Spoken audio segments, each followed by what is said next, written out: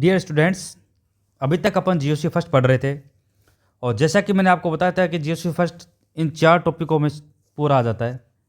Bond cleavage, reagent, intermediate और electron effect. Bond cleavage और reagent को अपन ने पिछली क्लास में पूरा डिटेल में पढ़ लिया था। आज की क्लास में अपन लेंगे इंटरमीडिएट और नेक्स्ट क्लास में लेंगे इलेक्ट्रॉन इफेक्ट। फिर अपना जीओसी फर्स्ट कंप्लीट हो जाएगा। उसके बाद अपन इसके बहुत सारे क्वेश्चंस करेंगे, प्रैक्टिस करेंगे, ताकि जो भी अपन ने बेसिक्स पढ़ा है वो अप्लाई करना का तरीका सीख जाए अपन। ठीक है, तो आज अपन क्या पढ़ते हैं? Intermediate in detail. Intermediate 6 type के होते हैं: carbocation, कार्बेनाइन, free radical, कार्बिन, नाइट्रिन, benzene. Carbocation, कार्बेनाइन और फ्री रेडिकल को आज की क्लास के अंदर कंपैरिजन करके पढ़ लेंगे। इनमें सिर्फ एक ही टॉपिक बचेगा, वो रहेगा स्टेबिलिटी का। अब स्टेबिलिटी के लिए अपन को पहले इंडक्टिव इफेक्ट, हाइपर कॉन्जुगेशन और रेजोनेंस को पढ़ना पड़ेगा। उसके बाद अपन उसकी स्टेबिलिटी को बता पाएंगे। तो अपन नेक्स्ट क्लास में जब इंडक्टिव इफेक्ट को और इनको पढ़ लेंगे, इलेक्ट्रॉन इफेक्ट को पूरा, तो उसके बाद अपन स्टेबिलिटी को वहाँ पे कर लेंगे। ठीक है, और कार्बिन, नाइट्रिन और बेंजाइन, ये 3 इंटरमीडिएट आज की क्लास में पढ़ लेंगे। ये किन कौन कौन सी रिएक्शन में इंटरमीडिएट बनते हैं, उन रिएक्शनों को भी आज की डिटेल में पढ़ लेंगे। तो आज के क्लास में इंटरमीडिएट का पूरा डिटेल में रहेगा। ठीक है, तो स्टार्ट करते हैं सबसे पहले तीनों कार्बोकेटाइन, कार्बन फ्री रेडिकल, कार्बेनाइन को कंपैरिजन के थ्रू। सबसे पहले देखिए आपके सामने कि इनकी स्ट्रक्चर आपके सामने बनी हुई है। तो सबसे पहले अपन देखेंगे क्लीवेज। अब मैंने आपको बताया था कि क्लीवेज दो टाइप के थे, 2 टाइप्स के थे ना बॉन्ड क्लीवेज। एक तो होमोलाइटिक, एक हेटेरोलाइटिक। होमोलाइटिक क्लीवेज का मैंने आपको बताया था कि उसमें बनते हैं फ्री रेडिकल और हेटेरोलाइटिक में बनते हैं आयंस। क्योंकि होमोलाइटिक के अंदर क्या होता है, डेल्टा इन का मान क्या या तो 0 हो या फिर बहुत ही कम हो, तो उसमें फ्री रेडिकल बनेंगे। और आयंस में क्या था, जिनमें डेल्टा इन का मान ज़्यादा हो तो उनमें आयंस बनेंगे। अब अपन देखो इन दोनों में, इसमें इन तीनों कंपेरिजन करने पे यहाँ पे क्या फ्री रेडिकल बन रहा है, तो ये क्या है, होमोलाइटिक।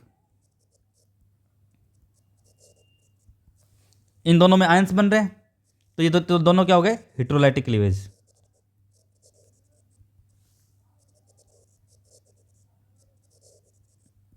पहली चीज कंप्लीट। अब दूसरी चीज आती है इनके वैलेंस शेल में इलेक्ट्रॉन। आप सबसे पहले कार्बन फ्री रेडिकल देखिए, वैलेंस शेल में कितने इलेक्ट्रॉन है, 2, 4, 6, एक है 7, तो 7 इलेक्ट्रॉन। कार्बोकेटाइन में 2, 4, 6 इलेक्ट्रॉन। कार्बेनाइन में 2, 4, 6 और 2 ये नॉन बॉन्डिंग इलेक्ट्रॉन, 8 इलेक्ट्रॉन। ये इलेक्ट्रॉन काउंट कैसे करते हैं अपन, ये अपन पिछली क्लास में पढ़ चुके हैं। ठीक है, अब 7 इलेक्ट्रॉन से देखते ही आपको पहचान में आ जाना चाहिए कि 8 इलेक्ट्रॉन से कम है। 8 इलेक्ट्रॉन से कम है तो इसको अपन क्या इलेक्ट्रोफाइल बोल सकते हैं? जी हाँ, इसको अपन इलेक्ट्रोफाइल बोल सकते हैं। क्या ये लेविस एसिड है? Carbon free radical Lewis acid है क्या? नहीं, ये लेविस एसिड नहीं है। दोनों में फ़र्क क्या है कि लेविस एसिड वो होते हैं जो पेयर ऑफ इलेक्ट्रॉन्स ले सकते हो, यानी कम से कम 2 इलेक्ट्रॉन होगा। तो 7 इलेक्ट्रॉन है और अपन 2 इलेक्ट्रॉन ले तो कितने हो जाएंगे, 9 इलेक्ट्रॉन। यानी ये स्टेबिलिटी से ऊपर चले गए, 8 ऑक्टेट से ऊपर चले गए ना 8 इलेक्ट्रॉन से, तो ये 1 इलेक्ट्रॉन ही ले सकता है। ठीक है, तो ये लेविस एसिड नहीं है और ये इलेक्ट्रोफाइल है। इसी तरह अपन आते हैं कार्बोकेटाइन के अंदर, कितने हैं इसके वैलेंस शेल में, 6 इलेक्ट्रॉन। तो क्या ये इलेक्ट्रोफाइल है? जी हाँ, ये इलेक्ट्रोफाइल है। क्या ये लेविस एसिड है? जी हाँ, ये लेविस एसिड भी है। कैसे? 6 इलेक्ट्रॉन है। क्या ये lone pair of electron accept कर सकता है? जी हाँ, 6 इलेक्ट्रॉन प्लस 2 इलेक्ट्रॉन कितने हुए, 8 electron. Pair of electron means 2 electron ले सकता है। अब बात आती है कार्बेनाइन पे। क्या ये इसमें 8 इलेक्ट्रॉन है ना, तो इनके पास में नॉन बॉन्डिंग इलेक्ट्रॉन है कि नहीं, नेगेटिव चार्ज है ना, तो क्या ये एक न्यूक्लियोफाइल है? जी हाँ, ये न्यूक्लियोफाइल है। क्या ये लेविस बेस है? जी हाँ, ये लेविस बेस भी है। कैसे? ये अपने पेयर ऑफ इलेक्ट्रॉन दे सकता है। आप बोलोगे आप सर ये तो पेयर ऑफ इलेक्ट्रॉन देके 8 इलेक्ट्रॉन से कम हो गया, 6 इलेक्ट्रॉन आ जाएगा, तो एज इलेक्ट्रोफाइल बिहेव करेगा, स्टेबिलिटी से कम कैसे चला जाएगा? तो देखिए ये होता है कार्बेनाइन, ये है एक न्यूक्लियोफाइल। किस पे अटैक करेगा? ये करेगा एक इलेक्ट्रोफाइल पे अटैक, अपने पेयर ऑफ इलेक्ट्रॉन इसको देगा। तो ये बॉन्ड फॉर्मेशन होता है कि नहीं होता? अब इलेक्ट्रॉन काउंट कीजिए, यहाँ पे कितने हैं, 8 इलेक्ट्रॉन। यहाँ पे कितने हैं, 2, 4, 6, 8 इलेक्ट्रॉन। तो जो पेयर ऑफ इलेक्ट्रॉन देता है बॉन्ड फॉर्मेशन में देता है, वो काउंट होता है इसमें, तो 8 इलेक्ट्रॉन में स्टेबिलिटी में ही रहता है ये, इसलिए पेयर ऑफ इलेक्ट्रॉन दे सकता है, तो लेविस बेस की तरह बिहेव करता है। ठीक है, ये इनकी 2 चीज़ कंप्लीट हो गई। अब अपन चलते हैं हाइब्रिडाइजेशन से, इनका हाइब्रिडाइजेशन पढ़ लेते हैं अपन। हाइब्रिडाइजेशन का मैं आपको एक सिंपल सा एक फॉर्मूला बताऊंगा, तरीका बताऊंगा, और वो सब जगह अप्लाई होगा। आप कोई भी स्ट्रक्चर देख लेना, बस उसको आपको समझने की ज़रूरत है। देखो हाइब्रिडाइजेशन का ना, इसमें होता है एक तो number of sigma bond plus localised lone pair और नेगेटिव चार्ज। ठीक है, इसमें हाइब्रिडाइजेशन का पता लग जाएगा। अब बोले सर ये लोकलाइज्ड लोन पेयर कौन से है, ये कैसे पता चलेगा? तो मैं आपको एक एग्जांपल करवा देता हूँ, बाकी तो डिटेल में तो इनऑर्गेनिक में आएगा, वहाँ पे बता देंगे आपको, लेकिन आप एक एग्जांपल से आपको समझ में आ जाएगा कि मैं ये कहना क्या चाहता है। जैसे कि एक एलिफेटिक फिनोल है, ये है, इसके पास में 2 लोन पेयर है। अब मुझे बताओ कि इसके पास में सिग्मा बॉन्ड कितने हैं? 1 2, तो 2 तो हो गए number of sigma bond plus. अब लोकलाइज्ड लोन पेयर किसे बोलते हैं?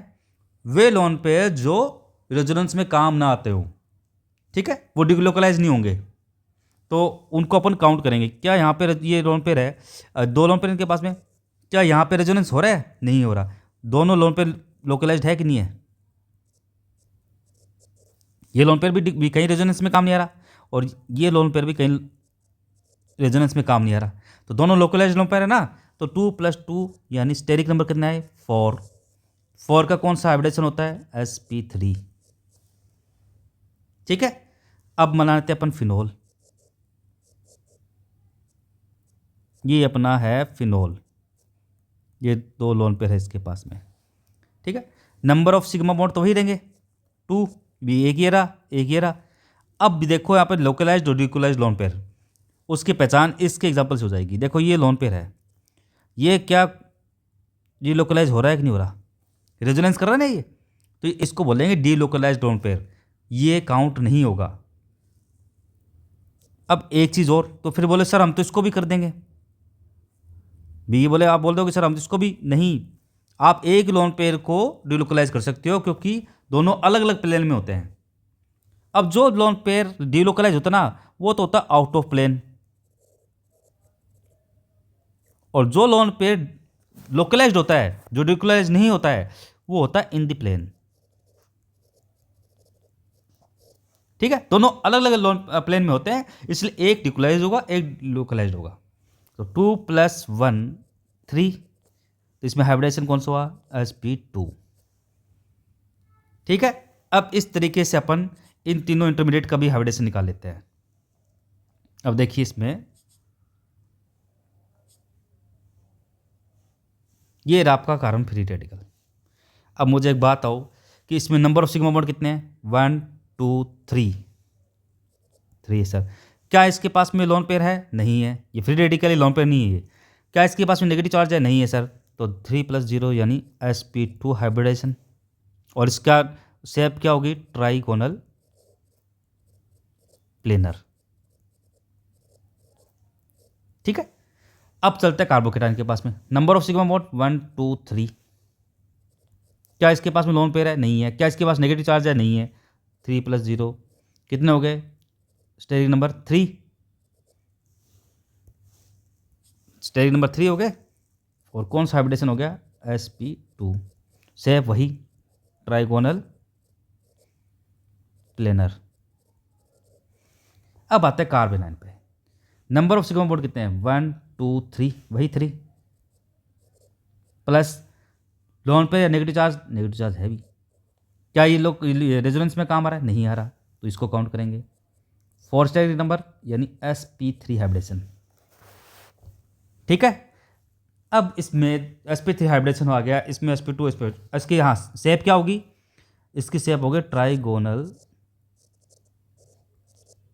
पिरामिडल। ये तो हुआ इनका हाइब्रिडेशन। ठीक है, अब इसकी मैं आपको एक ग्राउंड स्टेट और एक्साइटेड स्टेट के बेस पे बता देता हूँ कि इसमें वैकेंट ऑर्बिटल किस में होता है, किस में वैकेंट ऑर्बिटल नहीं होता है, कौन सा फील्ड होता है, कौन सा हाफ फील्ड होता है, वो पूरा इसमें आ जाएगा। अब देखो कार्बन फ्री रेडिकल है जैसे ये, इसके अंदर आप बताओ मुझे, ग्राउंड स्टेट के अंदर तो सबके कॉन्फिगरेशन इलेक्ट्रॉनिक कॉन्फिगरेशन वही रहेगा। कार्बन है, कार्बन का इलेक्ट्रॉनिक कॉन्फिगरेशन क्या होता है? 2s2 और 2p2, सब जगह ये रहेगा। 2s2 ठीक है। अब एक्साइटेड स्टेट, अब मुझे एक बात बताओ कि इसके पास में 3 सिग्मा बॉन्ड है कि नहीं है? यहाँ पे 2 ही अनपेयर्ड इलेक्ट्रॉन है, 2 ही बना पाएंगे, तो अपने को इसको एक्साइटेड स्टेट में जाना पड़ेगा। तो एक्साइटेड स्टेट में क्या होगा, एक एस कक्षक से इलेक्ट्रॉन चला जाएगा जंप करके पी ऑर्बिटल में। तो एक्साइटेड स्टेट की जो स्ट्रक्चर होगी वो ये होगी, इलेक्ट्रॉन कॉन्फिगरेशन ये होगा इसका। अब बताओ मुझे कि जो कार्बन फ्री रेडिकल होता है ना, ये होता है न्यूट्रल, इसमें ना तो इलेक्ट्रॉन कम होता है ना ज़्यादा होता है। अब 3 से तो इनमें हाइड्रोजन जुड़कर क्या बना लिए, सिग्मा बॉन्ड, और हाइब्रिडेशन क्या हो गया, sp2। अब इसमें एक अनपेयर्ड इलेक्ट्रॉन होता है ये, जिसको प्योर फ्री रेडिकल बोलते हैं अपन। ये एक अनपेयर्ड इलेक्ट्रॉन की वजह से ही कार्बन फ्री रेडिकल क्या होता है, पैरामैग्नेटिक इन नेचर। ठीक है। अब अपन पढ़ते हैं कार्बोकेटाइन में। अंदर कार्बोकेटाइन में ये ग्राउंड स्टेट की, एक्साइटेड स्टेट की क्या होगा, वही होगा, 4 हो जाएगी, एक एस ऑर्बिटल से जंप करके साथ चला गया पी ऑर्बिटल में। अब देखो मुझे, ये तो था कार्बन की एक्साइटेड स्टेट, अपने को किसकी बनानी है, कार्बन पॉजिटिव की। तो एक इलेक्ट्रॉन क्या होगा, कम हो जाएगा, तो ये हो गया। हाइब्रिड तीनों से हाइड्रोजन जुड़ जाएंगे, और संकरण हाइब्रिडेशन कौन सा हुआ, sp2। लेकिन इसमें क्या है, वेकेंट पी ऑर्बिटल। ठीक है। अब चलते हैं कार्बोनाइन में, वही ground state 2s2 excited state भी वही होगा। अब कार्ब एनाइन की अपने को बनाना है इलेक्ट्रॉनिक कॉन्फ़िगरेशन, तो उसमें क्या एक इलेक्ट्रॉन एक्स्ट्रा आएगा, तो लास्ट वाले में अपन एक इलेक्ट्रॉन एक्स्ट्रा डाल कर देते हैं। 3 हाइड्रोजन है जुड़े हुए, या अभी यहाँ पे अपन क्या वो एल्किल समूह हाइड्रोजन एक ही बात है, और एक है लोन पेयर। तो लोन पेयर काउंट होते हैं हाइब्रिडेशन में, तो कौन सा हाइब्रिडेशन हो गया, sp3, और ये क्या हुआ, फील्ड ऑर्बिटल हो गए।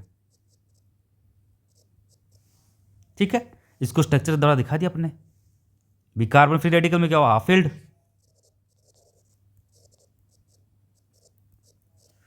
और कार्बोकेटाइन में वेकेंट पी ऑर्बिटल, और कार्बोनाइन के अंदर फील्ड ऑर्बिटल। ये हुआ अपना कार्बन फ्री रेडिकल, कार्बोकेटाइन, कार्बोनाइन के कंपैरिजन के बेस पे जो भी बेसिक चीज़ें थी वो सब बता दिया अपने, और स्टेबिलिटी को अपन आगे पढ़ेंगे इलेक्ट्रॉनिक इफेक्ट के बाद। अब नेक्स्ट टॉपिक आता अपना कार्बन।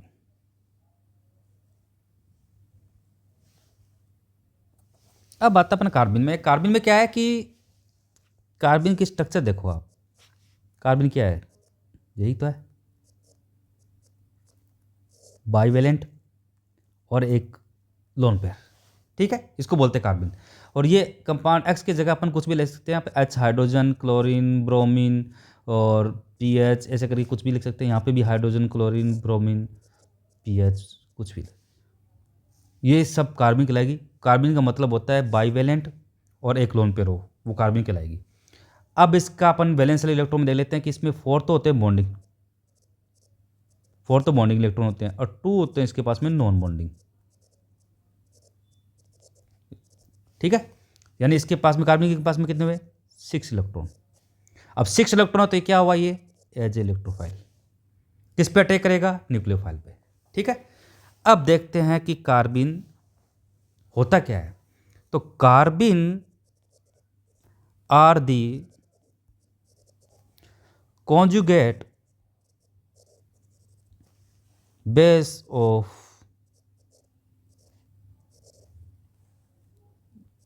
द कार्बोकेटाइन,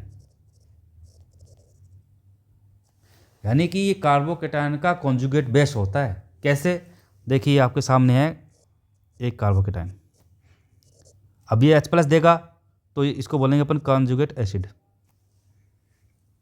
H+ देने के बाद में ये बना कि नहीं बना, ये इसका कॉन्जुगेट बेस हुआ कि नहीं हुआ, तो इसको बोलते हैं कार्बन कौन है, कॉन्जुगेट बेस ऑफ कार्बोकेटाइन। ठीक है। अब देखो कार्बन में इलेक्ट्रॉनों के अरेंजमेंट, जो अरेंजमेंट होता है ना इलेक्ट्रॉनों का, उसके बेस पे इसकी 2 स्टेट होती है, एक तो होती है सिंगलेट, एक होती है ट्रिपलेट। अब अपन सिंगलेट और ट्रिपलेट को डिटेल में पढ़ेंगे थोड़ा सा। देखो सिंगलेट होती है ग्राउंड स्टेट, और ट्रिपलेट होती है एक्साइटेड स्टेट। तो पहले अपन सबसे पहले अपन क्या करेंगे, अपन इसको ग्राउंड स्टेट और जो एक्साइटेड स्टेट में जो इलेक्ट्रॉन है काफ़ी जो उनको डिटेल में पढ़ लेते हैं। देखो कार्बन में जो कार्बन का जो ग्राउंड स्टेट में ये क्या होगा 2s2 2p2 यही होता है, ठीक है। और दो बाइवेलेंट है तो ये एक हाइड्रोजन इससे जुड़ गया, तो हाइब्रिडेशन क्या हुआ इसका, एक ही लोन पेयर है ना, तो sp2 वो हाइब्रिडेशन। ये कौन सी शेप होती है, वी शेप, या फिर इसको बोल सकते हो आप बैंड टाइप, या आप बोल सकते हो इसको एंगुलर शेप।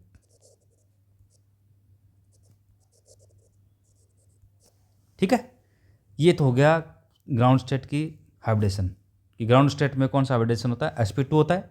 और इसके वी जो पी ऑर्बिटल में सॉरी वी इसका जो शेप होता है वो V shape, band shape, angular shape होती है।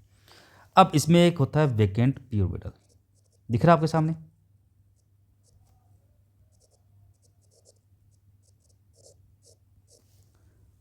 अब एक्साइटेड स्टेट के बारे में, एक इलेक्ट्रॉन जंप करके कहाँ चला गया, पी ऑर्बिटल में, इन दोनों से हाइड्रोजन जुड़ गए, तो हाइब्रिडेशन कौन सा हुआ, sp। ये दो क्या बच गए, बाई रेडिकल। क्या यहाँ पे वैकेंट पी ऑर्बिटल है, नहीं है। अब मुझे एक चीज़ बताओ कि स्टेबिलिटी ज़्यादा किसकी होगी, ग्राउंड स्टेट की होगी या एक्साइटेड स्टेट की। देखिए इन जनरल, जब यानी इन जनरल मतलब जब कार्बन से जो एलिमेंट जुड़े हैं उनके पास में लोन पेयर नहीं है, तो अब क्या होगा, तब स्टेबिलिटी होगी ट्रिपलेट की ज़्यादा सिंगलेट से। अब ये बोलो सर ये कैसे, तो इसका रीज़न देखो आप। ग्राउंड स्टेट के अंदर आप देखो कि दोनों जो नॉन बॉन्डिंग इलेक्ट्रॉन है वो एक ही ऑर्बिटल में है कि नहीं है, और एक्साइटेड स्टेट में जो दोनों नॉन बॉन्डिंग इलेक्ट्रॉन वो अलग अलग ऑर्बिटल में है कि नहीं है। अब जब एक ही ऑर्बिटल में दोनों इलेक्ट्रॉन ना, तो इनमें रिपल्शन ज़्यादा होता है, तो ग्राउंड स्टेट में रिपल्शन ज़्यादा होगा कि नहीं होगा। रिपल्शन ज़्यादा है तो एनर्जी का मान ज़्यादा होगा कि नहीं होगा, और एनर्जी का मान ज़्यादा है तो स्टेबिलिटी कम होगी कि नहीं होगी। इनमें दोनों नॉन बॉन्डिंग इलेक्ट्रॉन कहाँ है, अलग अलग ऑर्बिटल में, तो इनमें रिपल्शन कम होगा और इनकी एनर्जी का मान भी कम होगा और स्टेबिलिटी इसकी ज़्यादा होगी। ठीक है, ये सब चीज़ें आपको क्लियर हो गई। अब अपन पढ़ते हैं इसके अंदर कि देखो इनमें कोई भी इलेक्ट्रॉन अनपेड इलेक्ट्रॉन है क्या, नहीं है, तो ये क्या हुआ, डायामैग्नेटिक इन नेचर। इनमें दो अनपेड इलेक्ट्रॉन है तो ये क्या हुआ, पैरामैग्नेटिक इन नेचर। ठीक है, ये लेस स्टेबल होगा ग्राउंड स्टेट सिंगलेट, और ट्रिपलेट होगा वो मोर स्टेबल होगा। अब मेरे को एक चीज़ बताओ कि अपन ने वो एलिमेंट जोड़ दिए जिनके पास में लोन पेयर है, यही है।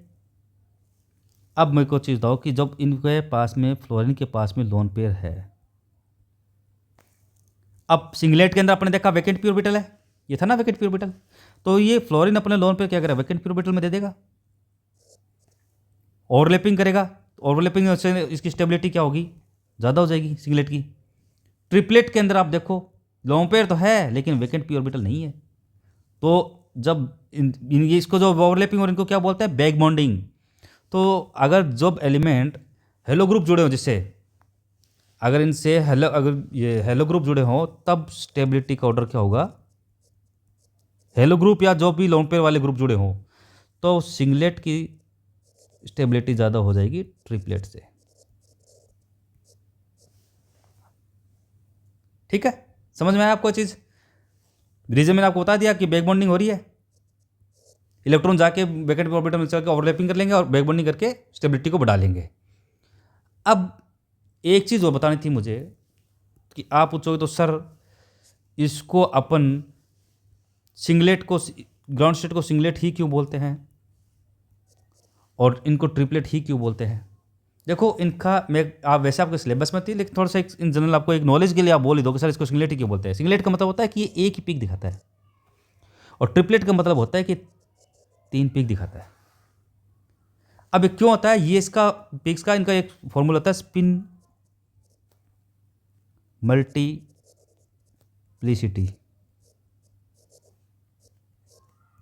उसका फॉर्मूला था 2s+1। एस क्या है? स्पिन क्वांटम नंबर, यानी जब ये हाफ, ये जैसे क्लॉकवाइज है तो उसको हाफ प्लस हाफ बोलते हैं, और एंटी क्लॉकवाइज उसको माइनस हाफ बोलते हैं। यही तो है स्पिन, स्पिन क्वांटम नंबर यही तो है। तो 2s+1 होता है इसका spin multiplicity formula. s equal to होता है n/2 और n होता है नंबर ऑफ अनपेयर्ड इलेक्ट्रॉन। तो अगर अपन इस फॉर्मूले को या तो ये लिख लो 2s+1 से निकाल लो, तो 2s+1 जैसे कि ये है 2s+1, s की जगह लिख दिया अपन n/2 + 1, क्योंकि s इक्वल टू n/2 है ना, तो n/2 + 1 लिख दिया, 2 2 कैंसिल हो गया तो n+1। या तो आप इससे डायरेक्ट ही निकाल सकते हैं कि स्पिन मल्टीप्लिसिटी का जो फॉर्मूला था वो कहता है n+1, और n क्या है? Number of unpaired electron. अब क्या मुझे बताओ, ग्राउंड स्टेट के अंदर अनपेयर्ड इलेक्ट्रॉन है क्या? नहीं है। तो 0 + 1 यानी 1, यानी सिंगलेट दिखाता है ग्राउंड स्टेट। और ये एक्साइटेड स्टेट ट्रिपलेट क्यों दिखाता है? क्योंकि n+1 है फॉर्मूला स्पिन मल्टीप्लिसिटी का। अनपेयर्ड इलेक्ट्रॉन कितने हैं? n का मान 2 है, तो 2 + 1 यानी 3, इसलिए ट्रिपलेट दिखाता है। अब समझ में इसको सिंगलेट क्यों बोलते हैं, इसको ट्रिपलेट क्यों बोलते हैं? हर एक चीज़ क्लियर होगी, आपको ऐसे रटना वगैरह कुछ भी नहीं है, ठीक है। अब अपना नेक्स्ट आता है मेथड ऑफ प्रिपरेशन ऑफ कार्बिन। अभी तो अपने कार्बिन के बारे में बेसिक चीज़ें जानी, अब है मेथड ऑफ प्रिपरेशन ऑफ कार्बिन। कार्बिन को देखो अपन दो तरीके से बना सकते हैं, एक तो फ्रॉम हेलोफॉर्म और दूसरा होता है फ्रॉम डाइजोमेथेन। डाइजोमेथेन फ्रॉम हेलोफॉर्म का तो होता है CH3 से बनाते हैं अपन, और डाइजोमेथेन होता है वो होता है CH2N2, ठीक है। अब जो हेलोफॉर्म से कार्बिन बना रहे हैं उसमें वो कौन सी दो रिएक्शन में बनता है? रायमर्टिमान में और हाफमान कार्बिलेमिन में। तो अपन रायमर्टिमान और हाफमान कार्बिलेमिन रिएक्शन को पूरी डिटेल में विद मैकेनिज्म को अभी पढ़ लेंगे। और जो डाइजोमेथेन से जो कार्बिन बनती है, जो कीटो कार्बिन बनती है, वो बनती है Arndt start acid synthesis reaction में, तो उसको भी अपन अभी पढ़ लेंगे विद मैकेनिज्म, ठीक है। तो सबसे पहले देखो कि फ्रॉम हेलोफॉर्म कार्बिन बनती कैसे है। तो देखिए ये है हेलोफॉर्म CHCl3। अब मुझे बात आओ कि यहाँ पे जब बेस अटैक करता है तो क्या करेगा? ये डिप्रोटोनेशन करेगा, बेस प्रोटोन निकालने का काम करेगा। तो क्या ये H+ निकल सकता है क्या? जी हाँ, निकल सकता है। क्यों? क्योंकि H+ निकलने के बाद यहाँ पे आता है नेगेटिव चार्ज, और नेगेटिव चार्ज से जो कार्बन से जुड़े मोर इलेक्ट्रोनेगेटिव एलिमेंट है जो कि इसके इलेक्ट्रॉन को खींच के इसको शांत कर देंगे, इसकी स्टेबिलिटी को बढ़ा देंगे, तो यानी H+ ये दे सकता है। तो H+ देने के बाद में CCl3- बना कि नहीं बना? अब देखो Cl का यहाँ पे होता है ईगो हर्ट, ये बोलता है कि भैया मैं मोर इलेक्ट्रोनेगेटिव एलिमेंट हूँ, तू पैसे कैसे लेके बैठा है? पैसा मतलब नेगेटिव चार्ज, ठीक है। तो ये बेटर लिविंग ग्रुप है, ये फिर क्या करता है अपना Cl- लेके निकल जाता है, तो -Cl-, तो ये क्या बन गया आपका? कार्बिन। बाइवेलेंट और एक लोन पेयर है, तो ये क्या बन गया? कार्बिन, ठीक है। अब इसकी आती है रायमर्टिमान रिएक्शन। रायमर्टिमान रिएक्शन के अंदर अपन सबसे पहले इसकी मैकेनिज्म को पढ़ लेते हैं। मैकेनिज्म से पहले अपन इसको रिएक्शन को देख लेते हैं। ये होता है फिनोल। फिनोल क्या रिएक्शन करता है? CHCl3 हेलोफॉर्म से रिएक्शन करता है। स्ट्रॉन्ग बेस होना चाहिए, KOH या फिर NaOH कोई भी ले सकते हो, पर स्ट्रॉन्ग बेस होना चाहिए। सबसे पहले क्या बनाता है ये प्रोडक्ट? सैलिसिल्डिहाइड। सैलिसिल्डिहाइड में इसमें मेजर बनता है ऑर्थो। तो इस मैकेनिज्म में रायमर्टिमान रिएक्शन के जो अपन मैकेनिज्म पढ़ेंगे उसके अंदर यही देखेंगे कि इसमें ऑर्थो मेजर कैसे बनता है और इंटरमीडिएट कौन बनता है। तो इंटरमीडिएट तो आपको साफ हो ही गया कि हेलोफॉर्म है तो कार्बन ही बनेगा, ठीक है। तो अपन इसकी मैकेनिज्म पढ़ लेते हैं, उससे पता लग जाए सबके चीज कौन सा इंटरमीडिएट बना है और ऑर्थो बना है, तो ऑर्थो क्यों मेजर बना है। तो सबसे पहले आता है CHCl3। वो सेम चीज़ बेस न्यूक्लियोफाइल अटैक करेगा इस पर। अटैक करने के बाद में क्या हुआ? CCl3- बना, डिप्रोटोनेशन हो गया तो CCl3- बन गया, फिर -Cl- ये अपने ऊपर पढ़ लिया इसको, तो ये बन गया सबसे पहले कार्बिन। अब मुझे एक बात आओ कि ये कार्बिन, इसको एज इलेक्ट्रोफाइल बोल सकता हूँ मैं, कार्बन डेफिशिएंट कंपाउंड है ना, तो एज इलेक्ट्रोफाइल बोल सकते हैं इसको। अब आता है यहाँ पे फिनोल की बारी। ये आपका है फिनोल। ये क्या करेगा? स्ट्रॉन्ग बेस इस पर अटैक करेगा। स्ट्रॉन्ग बेस भी क्या करेगा? वही डिप्रोटोनेशन, प्रोटॉन निकालने का काम करेगा। क्यों? क्योंकि जो फिनॉक्साइड ग्रुप है वो ज़्यादा स्टेबल है और ज़्यादा वो रिएक्टिव है, सॉरी स्टेबल के रिएक्टिव है ज़्यादा, इससे ज़्यादा फिनॉल से ज़्यादा रिएक्टिव कौन है? फिनॉक्साइड है। तो वो क्या करेगा, इसको चेंज कर देगा डिप्रोटोनेशन करके फिनॉक्साइड में। अब एक चीज़ बताओ मुझे कि फिनॉक्साइड एक एम्बिडेंट न्यूक्लियोफाइल है कि नहीं है? क्योंकि ये क्या करेगा, नेगेटिव चार्ज रेजोनेंस करके यहाँ पे कार्बन के ऊपर आएगा नेगेटिव चार्ज। तो अपन इसको ऐसे लिख सकते हैं कि नहीं, ये बॉन्ड तो घूम गया, ये मेरे को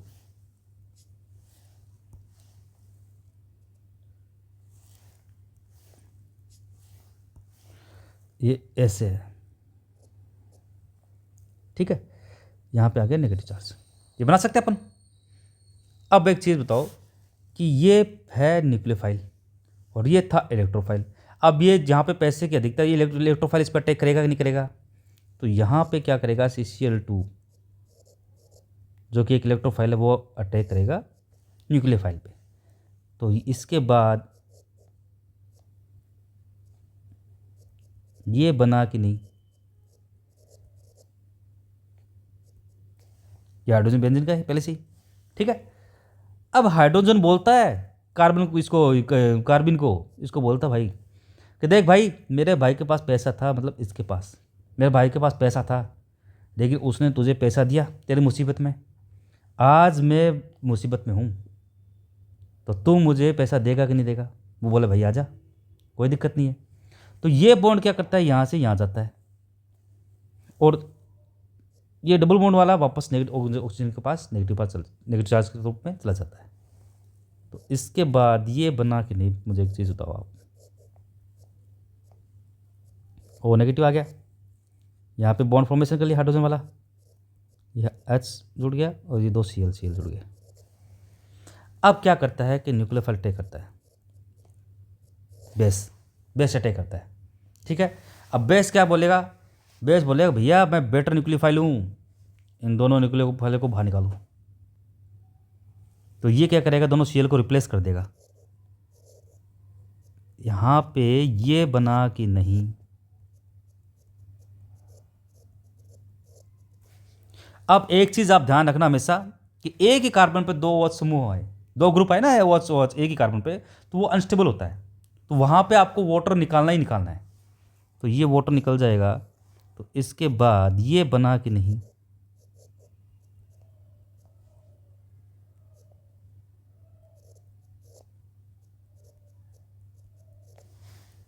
ठीक है, ये बन गया, इसको ये बन गया। अब जो शुरू में बेस ने डिप्रोटोनेशन किया था, डिप्रोटोनेशन मतलब H+ को लिया था एक भिखारी को, वो बोला भाई, ये बेस बोला कि भाई देख, तेरा मैं भिखारी को मैंने शुरू में लिया था, लेकिन अब अपने वापस भिखारी को रखो, भाई बहुत तंग कर लिया इस आदमी ने मेरे को पैसे मांग मांग के। तो लास्ट में भाई के भाई काम आता है, जिस भाई को छोड़ के गया था वापस उस भाई के पास आ गया। तो +H+, यहाँ पे ये OH बन गया, सॉरी एक मिनट को, यहाँ पे ये OH बन गया और ये बन गया एल्डिहाइड, इसको बोलते हैं सैलिसिलएल्डिहाइड, ठीक है। और यहाँ पे क्या होता है कि इनमें और तो क्यों मेजर होता है, क्योंकि यहाँ पे हो गया हाइड्रोजन बॉन्डिंग। अब ये जो अपनी एनर्जी ना, वो हाइड्रोजन बॉन्डिंग इंटरेक्शन में लगा दी इसने, अब इंटरेक्शन में लगा दी तो एनर्जी का मान क्या होगा, कम हो गया, एनर्जी मान कम हो गया तो स्टेबिलिटी बढ़ गई, इसलिए ऑर्थो मेजर देता है। ये हो गया इंट्रामोलिकुलर हाइड्रोजन बॉन्डिंग, लेकिन पेरा में ये बॉन्डिंग बनती नहीं हाइड्रोजन बॉन्डिंग, इसलिए ऑर्थो मेजर बनता है और पेरा माइनर बनता है। अब इसका एलोफॉर्म से कार्बिन बनाने की दूसरी रिएक्शन थी जिसका नाम था हाफमान कार्बिलमिन। अब अपन पढ़ते हैं हाफमान कार्बिलमिन रिएक्शन को इन डिटेल में। अच्छा, हाफमान कार्बिलमिन से पहले मैं आपको वापस एक चीज़ बता देता हूँ।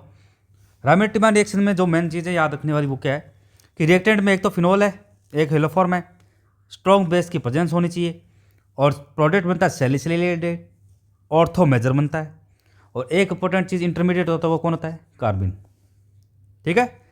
ये चीज़ आपको मेन है याद रखनी जरूरी है। अब पढ़ते हैं अपन हॉफमैन कार्बिलमिन रिएक्शन, या जिसको बोलते हैं आइसोसाइनाइड टेस्ट, ठीक है। इसमें क्या होता है, सबसे पहले तो वही चीज़ है कि इसमें लेते हैं अपन एक 1 डिग्री अमीन, ये हेलोफॉर्म सिलेक्शन करता है, वही स्ट्रॉन्ग बेस लेना अपने को, KOH या फिर NaOH, और प्रोडक्ट क्या बनाएगा, आइसोसाइनाइड। तेज दुर्गंध युक्त होता है ये आइसोसाइनाइड, ठीक है। अब इसमें थोड़ा सा की पॉइंट याद रख लो आप कि एक तो इसमें लेना है 1 डिग्री अमीन, और वो 1 डिग्री अमीन आप कोई भी ले सकते हो, चाहे वो एलिफेटिक हो चाहे वो एरोमेटिक हो, आप कोई भी ले सकते हो, लेकिन 1 डिग्री ओनली 1 डिग्री अमीन ही देते हैं हॉफमैन कॉर्बिल अमीन रिएक्शन, ठीक है। दूसरी चीज़ ये काम आता है 1 डिग्री 2 डिग्री 3 डिग्री एमीन में डिफरेंस करने में, ठीक है। अब अपन पढ़ते हैं इसकी मैकेनिज्म, ये कि ये होता कैसे है, इसकी मैकेनिज्म को पढ़ेंगे अपन। देखो मैकेनिज्म में क्या है, सबसे पहले वही हेलोफॉर्म CHCl3, वही स्ट्रॉन्ग बेस के साथ रिएक्शन अपन पढ़ चुके हैं पिछली बार, CCl3 माइनस, फिर -Cl माइनस निकल गया और CCl2 कार्बिन बन गया। ये हाफमैन कार्बिल एमीन रिएक्शन का इंटरमीडिएट है, ठीक है। अब क्या होता है, ये क्या है, एक इलेक्ट्रोफाइल है, और एमीन क्या है, लोन पे है ना इसके पास में, ये क्या एक न्यूक्लियोफाइल है, पैसा है इसके पास में। अब जो भीख मंगे तो पैसे के पास तो जाएगा ही जाएगा, यानी ये न्यूक्लियोफाइल के पर अटैक कौन करेगा, ये इलेक्ट्रोफाइल अटैक करेगा। ये बोला भाई पैसा नहीं यार, दे दो यार कोई, तो इस पर अटैक करेगा। अटैक करेगा तो ये बना कि नहीं,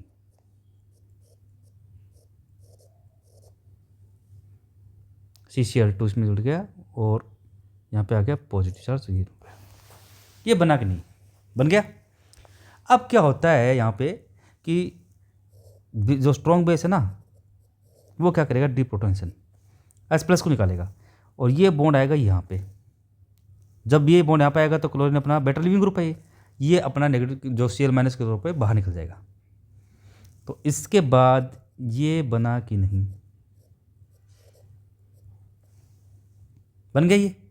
अब वापस आएगा स्ट्रॉन्ग बेस, इसलिए तो स्ट्रॉन्ग बेस ले रहे अपन, ये फिर से डीप्रोटोनेशन करेगा, तो यहाँ पे जो ये बॉन्ड है ये यहाँ पे फॉर्मेशन करेगा, और Cl- फिर से बेटर लिविंग ग्रुप है, निकल जाएगा। तो ये RN triple bond C isocyanate बना कि नहीं बना। तो ये हो गया इसकी mechanism Hofmann carbylamine reaction की, जिसको आइसोसाइनेट टेस्ट भी कहते हैं। की पॉइंट क्या क्या रखना है कि इसमें 1 डिग्री अमीन लेना है, एक हेलोफॉर्म लेना है, स्ट्रॉन्ग बेस की प्रेजेंस में होता है, आइसोसाइनेट तेज दुर्गंधयुक्त बनता है, इंटरमीडिएट इसमें वही कार्बिन होता है, इसलिए तो अपन इसको कार्बिन में पढ़ रहे हैं कि ये इंटरमीडिएट इसमें कार्बिन बनता है। अब अपनी नेक्स्ट रिएक्शन आती है कि कार्बिन, दूसरा तरीका कौन सा कार्बिन बनाने का, तो वो है फ्रॉम डाईएजोमेथेन। डाईएजोमेथेन से भी अपन कार्बिन बना सकते हैं। कैसे बना सकते हैं कि देखिए ये है डाईएजोमेथेन, ठीक है। अब इसमें डाईएजोमेथेन में ये बॉन्ड टूट के निकल जाता है N2। अब बोले सर ऐसा कैसे निकल गया, देखो इस नाइट्रोजन के पास में कोई लोन पेयर है क्या, नहीं है, नहीं है, तो ये पार्शियली डबल बॉन्ड करेक्टर नहीं आएंगे इसमें, पहली बात इसको इसलिए तोड़ना इजी हो गया। दूसरी बात ये N2 गैस के रूप में निकलता है, जो कि स्टेबल है कि नहीं है, ठीक है। तो ये बेटर लिविंग ग्रुप होता है N2। ये निकलने के बाद में अपने पास में क्या बना, कार्बिन, ठीक है। एक और डाइजोमेथ, आप डाइजोनियम साल्ट को भी पढ़ोगे आप आगे रिएक्शन में कभी, तो उसमें होता है N2+Cl-, ये आता, ये आपके जो रिएक्शन वगैरह जो आएगी ARSN1 उसमें आएगा ये। तो उसमें भी क्या होता है कि बेटर लिविंग ग्रुप होता है, ये निकल जाता है और फेनिल कार्बोकेटाइन बनता है इंटरमीडिएट। पूरी ऑर्गेनिक केमिस्ट्री के अंदर सिर्फ उसी में फेनिल कार्बोकेटाइन बनता है, अनस्टेबल होता है, एरोमेटिसिटी खत्म कर रहा है तभी बन जाता है वो, लेकिन क्यों बनता है उसके मैकेनिज्म में आपको जो रिएक्शन मैकेनिज्म आएगा ना उसमें पढ़ाएंगे आपको, ठीक है। तो ये निकल गया N2, कार्बिन बन गया। अब जो डाइजोमेथेन से कार्बिन बनी है उसमें एक कीटो, जैसे इसमें कीटो कार्बिन भी है, RCOCH, ये भी तो कार्बिन है, इसको बोलते हैं कीटो कार्बिन, ठीक है। तो डाइजोमेथेन से कार्बिन कीटो कार्बिन दोनों बनती है। अब ये कार्बिन जो डाइजोमेथेन से बनती है इसमें कौन सी रिएक्शन में बनती है, वो एक ही रिएक्शन है, वो है आर्नस्ट एसिड सिंथेसिस के अंदर। इसके अंदर क्या होता है, डाइजोमेथेन से पहले कार्बिन बनेगी, लेकिन इसके अंदर जो जो ये बनेगी कीटोकार्बिन, ये इंटरमीडिएट नहीं होती, इसमें होती है कीटीन, क्योंकि इनमें वोल्फ अरेंजमेंट होगा। तो वो अब सब चीज़ें अपन कहाँ पढ़ेंगे, मैकेनिज्म में। तो अब आती है इसकी मैकेनिज्म। तो मैकेनिज्म से पहले थोड़ा बेसिक चीज़ें देख लेते हैं रिएक्शन के अंदर। देखो ये होता है एक एसिड, इसमें एसिड लिया जाता है, इसकी रिएक्शन चाहे आप PCl5 से करवा दो, चाहे PCl3 से करवा दो, चाहे SOCl2 से करवा दो।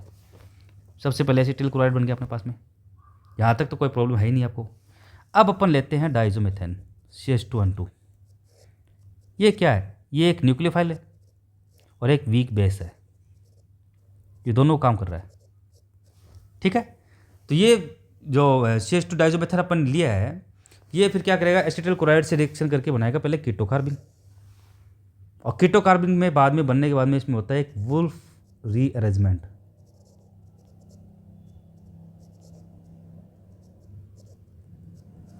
कीटोकार्बिन से कीटीन बनना वुल्फ रेजिमेंट है, नाइट्रिन से आइसोसाइनेट बनना कर्टिस रेजिमेंट है, जो कि नाइट्रिन आगे जो इंटरमीडिएट है ना उसमें आएगा वो। ये दो रेजिमेंट है जो आपके काम के हैं और इम्पोर्टेंट भी है।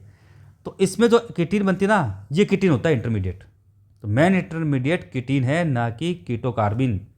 पीछे रीजन क्या है इसका, कि कीटोकार्बन है ना, ये बहुत रिएक्टिव इंटरमीडिएट होता है, ये इसको आप आइसोलेट नहीं कर सकते, लाइफ स्पैन बहुत कम होती है इसकी, ये इतनी रिएक्टिव होती है कि हैंड टू हैंड कीटीन में चेंज हो जाती है, ठीक है।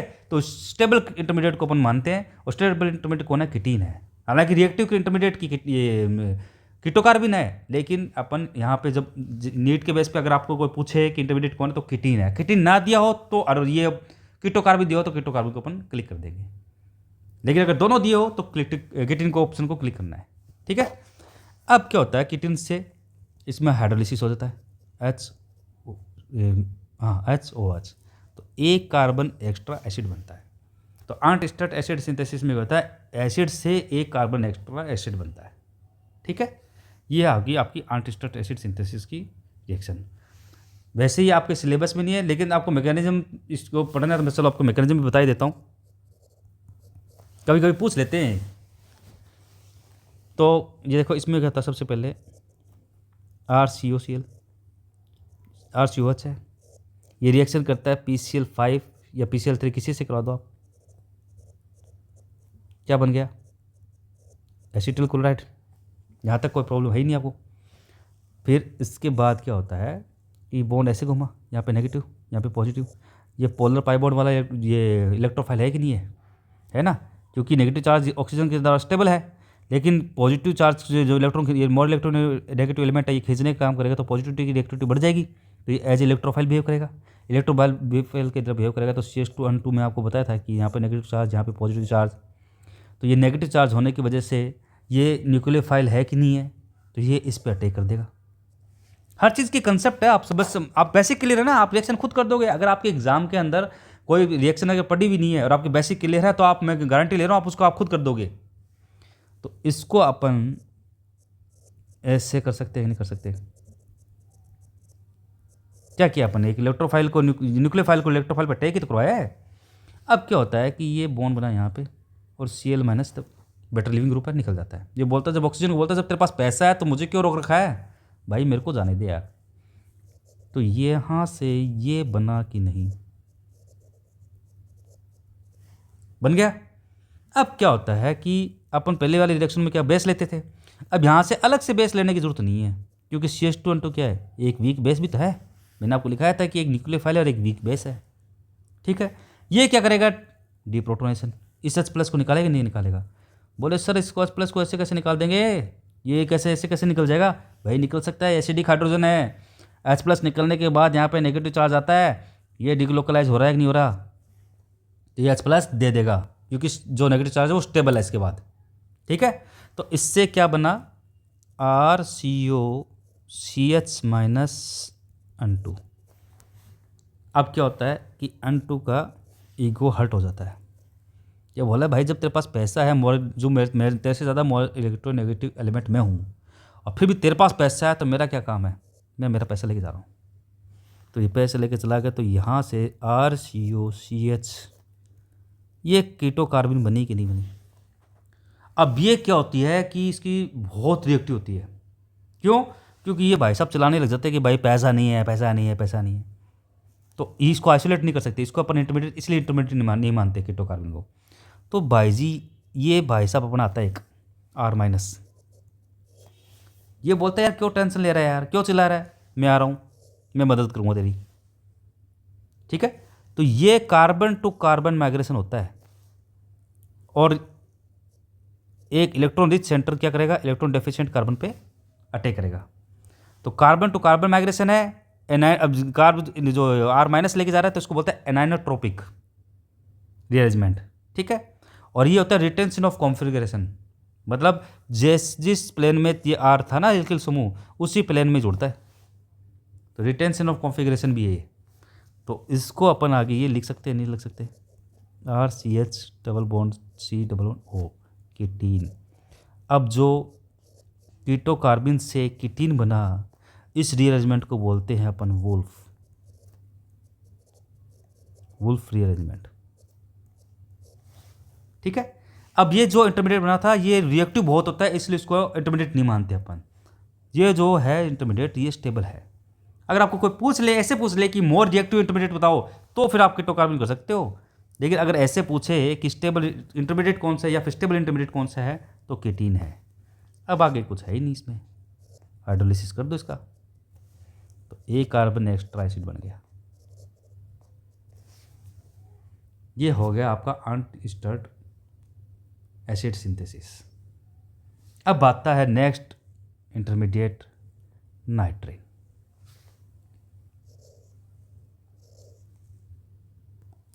नाइट्रिन की अपन थोड़ी सी बेसिक चीज़ें देख लेते हैं।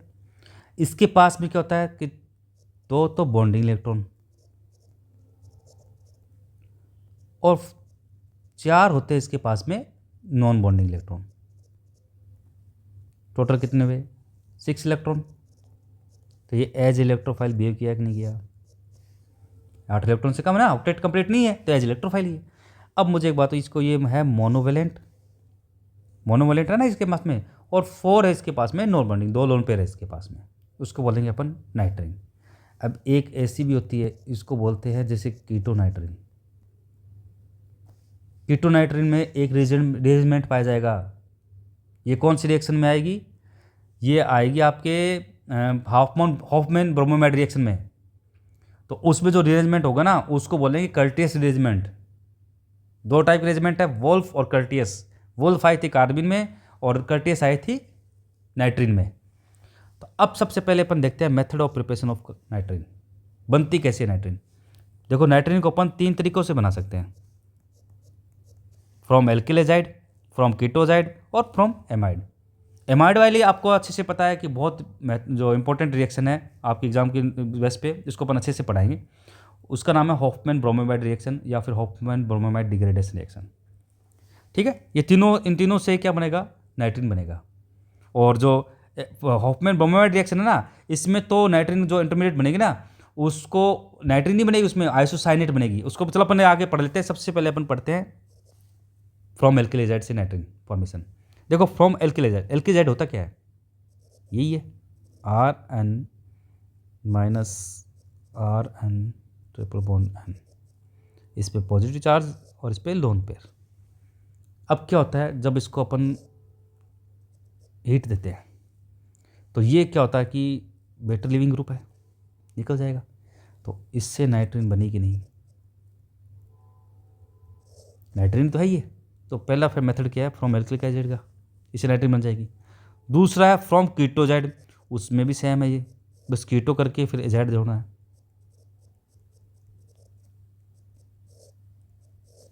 ठीक है, सेम वही प्रोसेस है, हीट देने पे N2 निकल गया। तो यहाँ पे जो नाइट्रिन मिली थी, पहले नाइट्रिन मिली थी, यहाँ पे कौन सा नाइट्रिन मिली, कीटो नाइट्रिन। ठीक है, अब आता है तीसरा फ्रॉम एमाइड। अब फ्रॉम एमाइड से जो हॉफमैन ब्रोमोमाइड रिएक्शन बोलते हैं, उससे पहले नाइट्रिन बनेगा, फिर आइसोसाइनेट बनेगा, जो आइसोसाइनेट इंटरमीडिएट होता है इसका। तो सबसे पहले मैं आपको इसकी मैकेनिज्म वगैरह सब पढ़ाने से पहले इसके एक शॉर्ट ट्रिक बता देता हूँ, जिससे आपको रिएक्शन याद हो जाएगी। और मेरी गारंटी है कि आप इसको कभी ज़िंदगी में कभी नहीं भूलोगे। हॉफमैन ब्रोमोमाइड रिएक्शन की पहचान कैसे होगी, कैसे इसका रिएक्शन, सब आप इसके नाम में ही ऐसा आंसर है इसका। देखो सबसे पहले देखो यहाँ पे OH है कि नहीं, तो अपने को क्या लेना है, बेस। तो यहाँ पे लेंगे अपन बेस, तो NaOH ले लिया। ठीक है। दूसरी बार ब्रोमीमाइड में Br है कि नहीं, तो अपने को क्या लेना है, Br2। तीसरी बात, ब्रोमीमाइड में लास्ट में एमाइड आ रहा है तो एमाइड ले लिया अपने। ठीक है। अब बोले सर ये तो हो गए इसके रिएक्टेंट, तो सर प्रोडक्ट कैसे बनाएं? इसको हॉफमैन ब्रोमीमाइड डिग्रेडेशन रिएक्शन बोलते ही नहीं बोलते। डिग्रेडेशन का मतलब क्या होता है, कम करना, तो ये कार्बन कम कर दो बस, एक कार्बन कम एमीन बन जाती है। नाम में ही आंसर है। तो अब आप कभी ज़िंदगी में नहीं बोलोगे हॉफमैन ब्रोमीमाइड रिएक्शन को कि कौन सा रिएक्टेंट होता है, कौन सा रिएजेंट होता है, कौन सा प्रोडक्ट होता है। ठीक है। एक चीज़ और बता दूं आपको, देखो ये कभी कभी कंफ्यूजन करने के लिए क्या लिखता है, NaOH Br2 लिख देता है। कभी क्या बोलेगा वो आपको लिखाएगा Br2 और OH- लिख के दे देगा, या फिर कभी कभी आपको NaOBr लिख के भी दे देगा। तो आपको कंफ्यूज नहीं होना है, तीनों का मतलब एक ही है, हॉफमैन ब्रोमीमाइड रिएक्शन ही है। ठीक है। अब पढ़ते हैं इसकी मैकेनिज्म। और इसमें इंटरमीडिएट कौन होता है, तो वो होता है ये आइसोसाइनेट, RN+COO। ठीक है। अब इसकी पढ़ते हैं अपन मैकेनिज्म। देखो इसमें लेते हैं अपन पहले एमाइड। एमाइड से पहले बेस रिएक्शन करेगा। ये बेस क्या करेगा, NaOH है, ये रिएक्शन करेगा Br2 से। ठीक है। इसको अगर अपन तोड़ते हैं तो यहाँ पे प्लस चार्ज आएगा, यहाँ पे नेगेटिव चार्ज। इसको तोड़ेंगे तो इस पे प्लस, इस पे नेगेटिव। अब OH- ना, ये बेटर न्यूक्लियोफाइल होता है देन Br- से। तो ये OH- के अगर Br- को रिप्लेस करके इस Br+ इलेक्ट्रोफाइल पर अटैक कर देगा। ये न्यूक्लियोफाइल है, ये इलेक्ट्रोफाइल है, ये इस पर अटैक कर देगा, इसको रिप्लेस कर देगा क्योंकि ये बेटर न्यूक्लियोफाइल है। तो इससे अपन ये बना कि नहीं बना, HOBr प्लस, अब जो लास्ट में NaBr बच गया ना, उसको अपन NaBr लिख देते हैं। अब क्या होता है कि ये एमाइड आ गया, एमाइड को अपन ऐसे भी लिख सकते हैं, ये रिएक्ट करेगा HOBr से। अब मुझे एक बात बताओ कि वाटर मॉलिक्यूल निकलना नहीं निकला, यहाँ से RCONH बना कि नहीं बना, बन गया। अब इसमें क्या होता है कि फिर यहाँ पे रोल प्ले होता है बेस का, जो अपन स्ट्रॉन्ग बेस लिया था। स्ट्रॉन्ग बेस क्या कर रहा है, वही डिप्रोटोनेशन, स्टेबल है, माइनस चार्ज है, जो डिग्लोकलाइज हो रहा है तो स्टेबल बनेगा, तो ये H+ निकल सकता है। तो RCON-Br बना कि नहीं बना। अब क्या होता है कि जब इसके पास पैसा है तो ब्रोमीन बोलता है कि भाई तो फिर मेरे को क्यों रोक रखा है, मैं चला जाता हूँ। तो Br- निकल जाएगा। तो फिर क्या बना, RCON, नाइट्रीन, कीटोनाइट्रीन बन गया। ठीक है। अब कीटोनाइट्रीन में आप देखो कि ये क्या है, इलेक्ट्रोफाइल का है, इसके पास पैसे कमी है, ये चलाने लग जाता बार बार वही चीज़ कि भाई पैसा नहीं है, पैसा नहीं है, पैसा नहीं है। तो ये समाज में अपनी इज्जत ना जाए तो भाई साहब भाई आता है दूसरा, बोला यार तू टेंशन क्यों ले रहा है, मैं आता हूँ, तेरी मदद मैं करूँगा। तो ये जो माइग्रेशन हो रहा है ना, ये होता है carbon to nitrogen migration. Carbon में कौन था, कार्बन टू कार्बन माइग्रेशन, यहाँ पे कौन है, कार्बन टू नाइट्रोजन माइग्रेशन। अब R- जा रहा है तो ये क्या है, एनाइनोट्रोपिक माइग्रेशन है। ठीक है। रिटेंशन इन कॉन्फ़िगरेशन में होता है, जैसे एल्किल ग्रुप यहाँ पे जुड़ा था वैसे ही वहाँ पे जुड़ेगा। तो इससे जो रिअरेंजमेंट हुआ उसको बोलते हैं अपन कर्टियस रिअरेंजमेंट। जो वहाँ पे कार्बन में वुल्फ रिअरेंजमेंट था ना, यहाँ पे होता है कर्टियस रिअरेंजमेंट।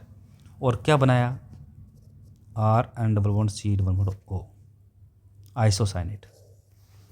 ये क्या है, इंटरमीडिएट। ठीक है। यहाँ पे नाइट्रीन इंटरमीडिएट क्यों नहीं है, कीटोनाइट्रीन, क्योंकि वही चीज़ है कि मोर रिएक्टिव होता है, लाइफ स्पेन बहुत कम होती है, हैंड टू हैंड ये इंटरमीडिएट कीटिन आइसोसाइनेट में चेंज हो जाता है, इसको आइसोलेट नहीं कर सकते। तो अगर कोई पूछे ना अपने को कि रिएक्टिव इंटरमीडिएट कौन सी है, तो वो आएगी नाइट्रीन। और कोई ऐसे पूछे स्टेबल इंटरमीडिएट कौन सा है, तो वो है आइसोसाइनेट। और ओनली अगर ऐसे पूछा जाए कि इंटरमीडिएट कौन होगा हॉफमैन बोहमेर रिएक्शन का, तो आइसोसाइनेट करना है। अगर आइसोसाइनेट ना दिया हो तो फिर कीटोनाइट्रिन कर सकते हो आप। अब इसमें आगे तो कुछ है ही नहीं, हाइड्रोलिसिस हो जाएगा। H2 इधर, इधर O, तो RNH2 यानी एक कार्बन कम एमीन प्लस CO2। ये हो गई हॉफमैन बोहमेर रिएक्शन की मैकेनिज्म। अब मैं आपको वापस एक थोड़ा सा रिवाइज करा देता हूँ, ये इंपॉर्टेंट है रीअरेंजमेंट का। कि देखो कार्बन में क्या था, कीटो कार्बन थी ये, इसमें क्या हुआ, ये माइग्रेशन हुआ आर का carbon, carbon to carbon migration. इसको क्या बोला अपन, anionotropic migration, retention of configuration. और अरेंजमेंट, जो रीअरेंजमेंट हुआ उसको क्या बोले अपन, वुल्फ अरेंजमेंट। ठीक है, और क्या बना, कीटीन, कीटो कार्बन से कीटीन। ठीक है, अब दूसरा है कीटोनाइट्रिन। कीटोनाइट्रिन में क्या हुआ, कार्बन टू नाइट्रोजन माइग्रेशन हुआ, वही आर माइनस एनानोट्रोपिक माइग्रेशन हुआ, जैसे इसमें एनानोट्रोपिक था। ठीक है, इसमें कौन सा अरेंजमेंट हुआ, कर्टियस अरेंजमेंट।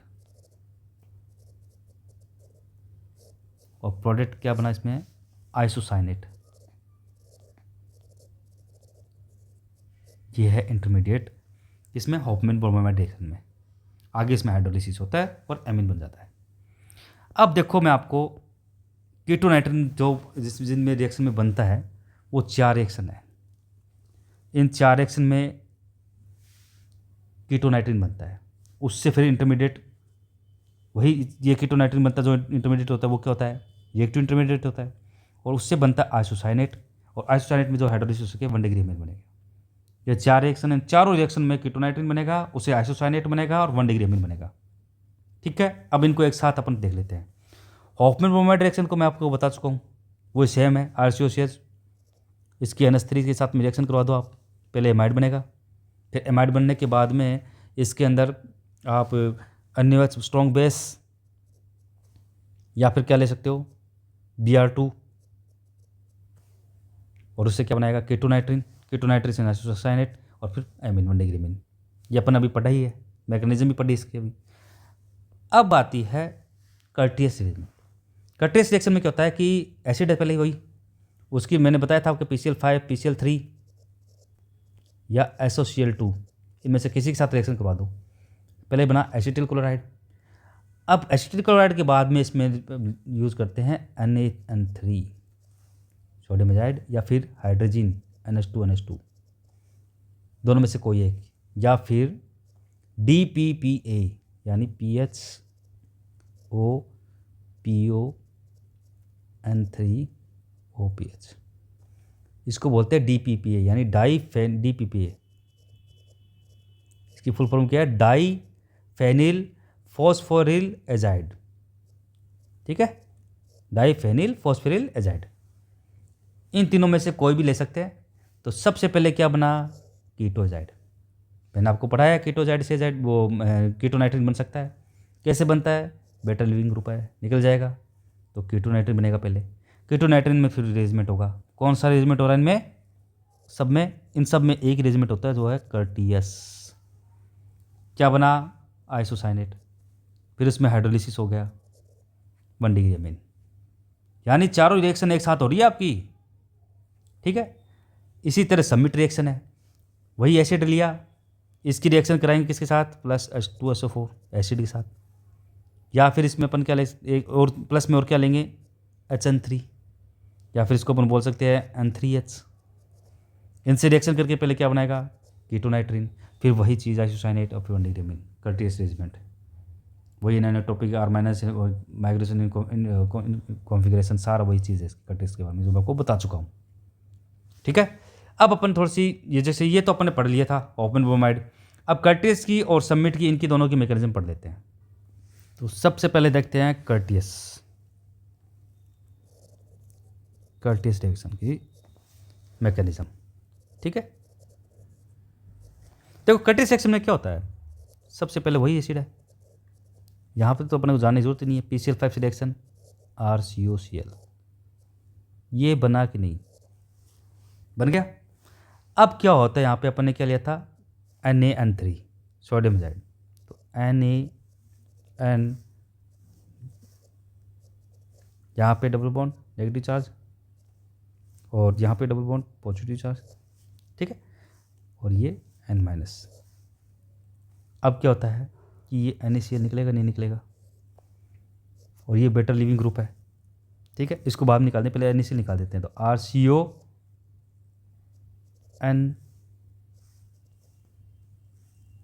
यहाँ पे अपन इसको ऐसे लिख देते हैं, पॉजिटिव चार्ज और यहाँ पे नेगेटिव चार्ज और एक लोन पेयर, ये कीटोजाइड बना नहीं बना। अब कीटोजाइड में सेम वही चीज़ मैंने आपको बताया था कि बेटर लिविंग ग्रुप है N2, ये निकल जाएगा, तो RCON कीटो नाइट्रिन बनी कि नहीं, फिर वही माइग्रेशन कर्टियस अरेंजमेंट हुआ इसमें, ये हो गया रिएक्टिव इंटरमीडिएट, इसकी लाइफ स्पैन बहुत कम होती है, आइसोलेट नहीं कर सकते, बहुत रिएक्टिव होती है, हैंड टू हैंड माइग्रेशन होता है R- का, एनाट्रोपिक माइग्रेशन होती है, तो इससे आइसोसाइनेट बना कि नहीं, आगे वही हाइड्रोलिसिस है, एक तरफ H2 एक तरफ O, तो R(1 degree amine plus CO2 बन जाता है। ये होगी आपकी कर्टियस रिएक्शन की मैकेनिज्म। अब अपन पढ़ते हैं दूसरी जो मैकेनिज्म है, सबमिट रिएक्शन, SC,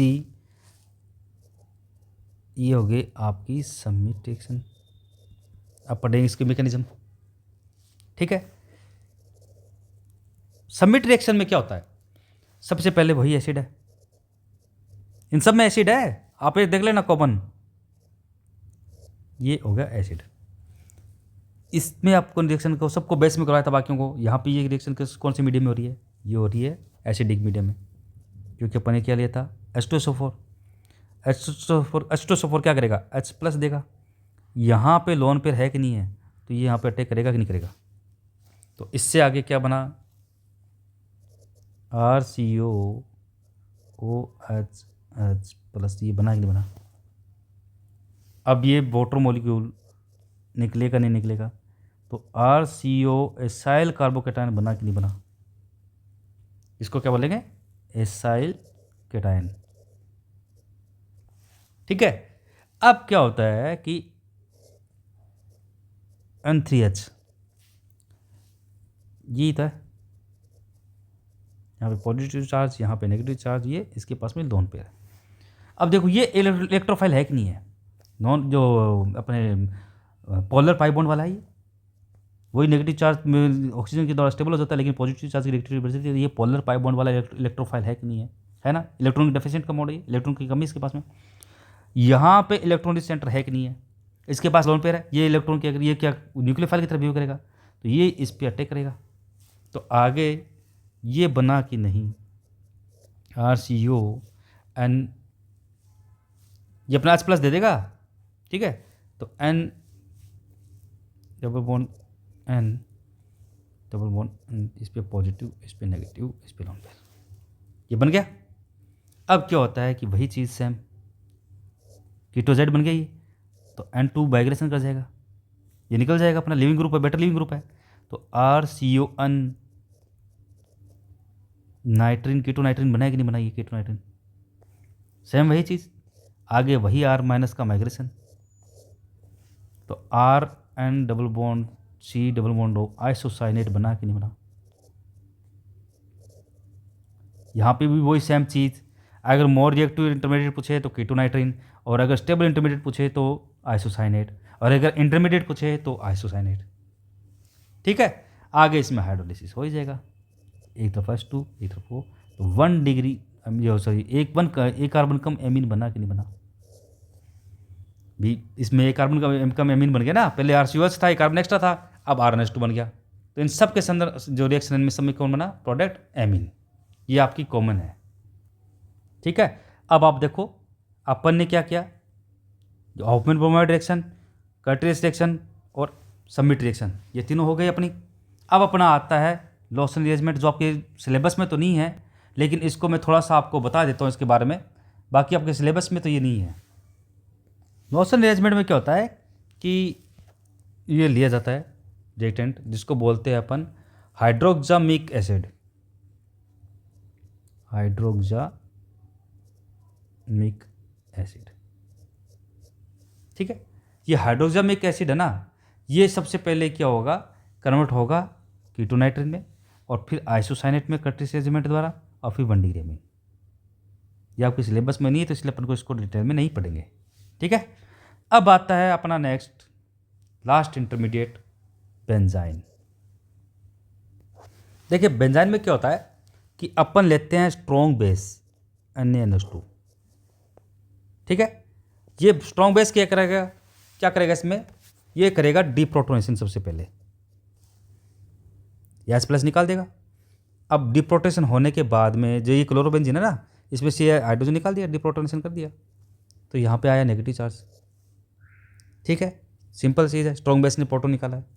अब देखो कि क्लोरीन बोलता है कि जब मैं मोर इलेक्ट्रोनेगेटिव एलिमेंट हूँ और तेरे पास में पैसा आया है, तू है, पैसा तेरे पास में है, तो मेरा क्या काम है, ये बेटर लिविंग ग्रुप है, ये निकल जाता है। अब ये Cl क्या हुआ, Cl निकल गया, माइनस लेके अपना जो इलेक्ट्रॉन लेके निकल गया, तो यहाँ पे वैकेंट पी ऑर्बिटल हो गए। अब क्या हुआ कि इसमें जो sp2 ये हाइब्रिडाइज्ड ऑर्बिटल है और ये sp2 हाइब्रिडाइज्ड ऑर्बिटल है, ये दोनों आपस में इंटरेक्शन द्वारा एक और बॉन्ड का निर्माण करते हैं, पाई बॉन्ड का निर्माण करते हैं, जिसको बोलते हैं, ये बहुत वीक होता है और इससे बनती है बेंजाइन। तो इसमें जो तीसरा बॉन्ड होता है ना, ये इस प्लेन में नहीं होता, ये तो इन दी प्लेन होता है। जो नया बॉन्ड बना ना तीसरा बॉन्ड, ये तो होता है इन दी प्लेन।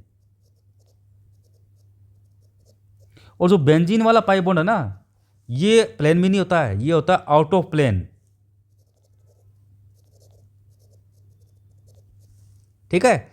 लाइक जिसमें बेंजीन में होता है वैसे ही ये वाला पाई बॉन्ड है, लेकिन ये होता है इन दी प्लेन। और ये क्या होता है, वीक होता है,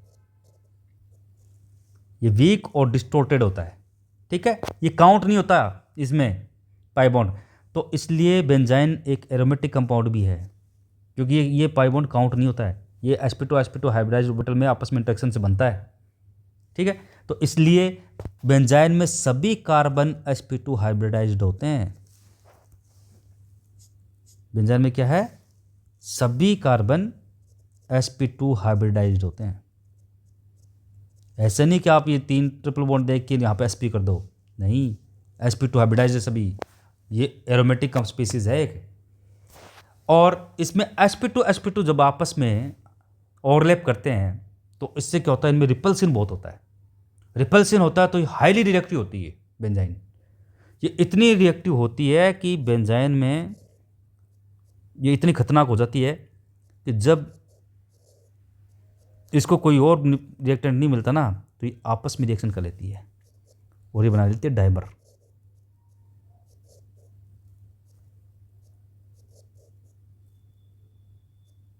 ऐसे ये डाइमर बना लेती है, क्योंकि ये बहुत रिएक्टिव होती है बेंजाइन, हाईली रिएक्टिव होती है। बेंजाइन में ये एरोमेटिक स्पीसीज है, क्यों, क्योंकि हकल रूल का पालन करती है 4n+2 का। इसमें ये पाई बॉन्ड काउंट नहीं करेंगे, इसलिए कर लेगी बेंजीन की तरह ही बिहेव करेगी, एरोमेटिक स्पीसीज भी है ही। ये तो हो गया क्लोरोबेंजीन से बेंजाइन बनाने का।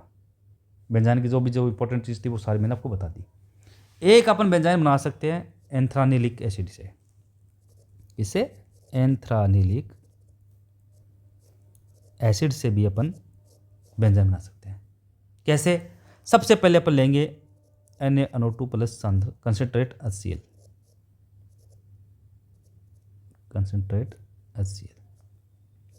ठीक है। ये जो इसको, या फिर अपन ये भी बोल सकते हैं HNO2। कंफ्यूज नहीं होना है आपको, देखो आप इन दोनों रिएक्शन करा दो, NaCl निकल गया, क्या बना HNO2, तो HNO2 भी दे सकता है वो आपको। अब क्या होगा, एमीन जो है ना वो चेंज हो गया डाइजोनियम साल्ट में। ये आप कभी देख लेना कि जब एनिलीन की रिएक्शन भी आपके आगे पढ़ोगे ना तब भी आएगी ये, तो जब उसकी HNO2 से रिएक्शन कराती है तो डाइजोनियम साल्ट बनता है। और साथ में ये जब डीप्रोटेशन होता है, प्रोटॉन निकल गया, तो क्या नेगेटिव चार्ज आया कि नहीं आया, ठीक है। अब ये जो नेगेटिव चार्ज है ना, ये डीलोकलाइज होता है, ये ऐसे घूमता है। तो इसमें क्या हुआ कि ये बॉन्ड होके तो CO2 बन गया, यहाँ पे आया नेगेटिव चार्ज, ये निकला तो यहाँ पे आया पॉजिटिव चार्ज। ये sp2 हाइब्रिडाइज में आपस में इंटरेक्शन होता है। और तीसरा बॉन्ड पाई बॉन्ड का फॉर्मेशन हुआ कि नहीं हुआ, इसको बोलते हैं in the plane weak distorted pi bond, जो काउंट नहीं होता है। और बेंजाइन की सबसे इंपॉर्टेंट चीज़ याद रखने वाली आपको जो एग्जाम के बेस पे वो है कि इसके सभी कार्बन sp2 हाइब्रिडाइज्ड होते हैं, ये स्पेशली ध्यान रखना आप। और बहुत ही रिएक्टिव स्पीसीज है ये, ठीक है, हाईली रिएक्टिव होती है। और बेंजाइन की जब अपन रिएक्शन और प्रोडक्ट पढ़ेंगे ना, तो आप उसमें ध्यान रखना कि इसमें खाली एक इंडक्टिव फैक्टर देखा जाता है, इसमें रेजोनेंस और हाइपर कॉन्जुगेशन को नहीं देखा जाएगा। वो चलो अपन आगे आगे के क्लास में पढ़ेंगे, जिसमें अपन को मैं आपको डिटेल में बता दूंगा कि बेंजाइन में कौन सा इफेक्ट लग रहा है, कौन सा नहीं लग रहा है। ये आपके इंटरमीडिएट कंप्लीट हो चुके हैं। अब आपका नेक्स्ट टॉपिक रहेगा, वो रहेगा इलेक्ट्रॉनिक इफेक्ट का। उसके बाद आपका जीओसी फर्स्ट कंप्लीट हो जाएगा और फिर अपन करेंगे प्रैक्टिस। खूब सारे क्वेश्चन करेंगे, आप टेंशन ना ले, सब क्वेश्चन करेंगे, प्रत्येक सॉल्यूशन कराऊंगा मैं। आप बस कंटिन्यू क्लास लेते रहिए, मेरी गारंटी है कि आप कहीं पे भी नहीं रुकेंगे, आपका एक एक बेसिक क्लियर होगा। बस आप कंटिन्यू क्लास लेते रहना और मैं प्रैक्टिस कराऊंगा, तो मैं उसको विद सॉल्यूशन आपको समझाऊंगा कि कैसे ये प्रोडक्ट बना, क्यों आंसर हो, हर चीज़ एक एक खोल के बताऊंगा आपको। ठीक है, धन्यवाद।